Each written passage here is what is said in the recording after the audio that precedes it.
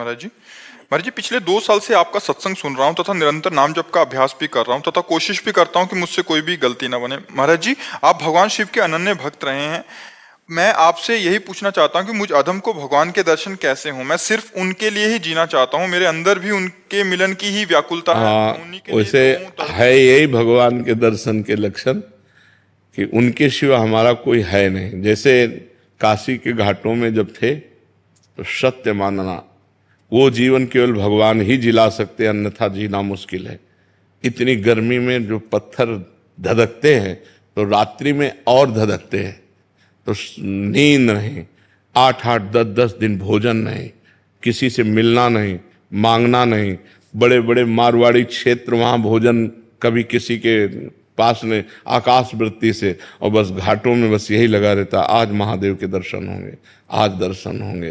वो व्याकुलता, कभी रो पड़ते, प्रभु आपके सिवा हमारा कोई है नहीं, आप अव्यक्त हो, मुझे शांति नहीं मिल रही जब तक आप मुझे मिलोगे नहीं।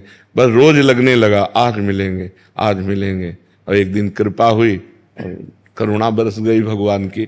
तो जब कोई संबंध न रह जाए, अन्य कोई आशा न रह जाए, एक केवल भगवान मिलन की आशा, और उस आशा में जिया न जाए, ऐसा लगे अगर अब नहीं मिलेंगे तो प्राण निकल जाएंगे।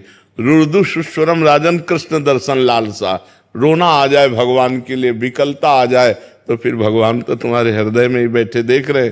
जैसे चाहोगे वैसे दर्शन कर लो, जैसे चाहोगे।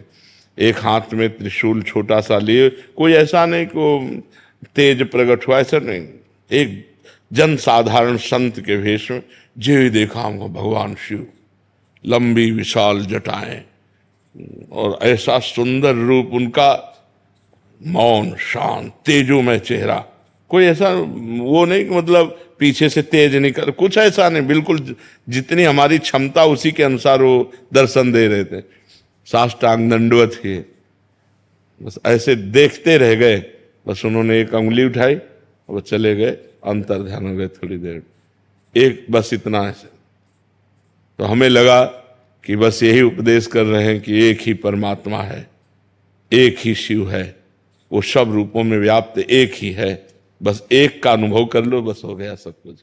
तो जब हमारे अंदर ऐसी व्याकुलता हो कि जिया ना जाए, तब फिर भगवान का दर्शन होता है।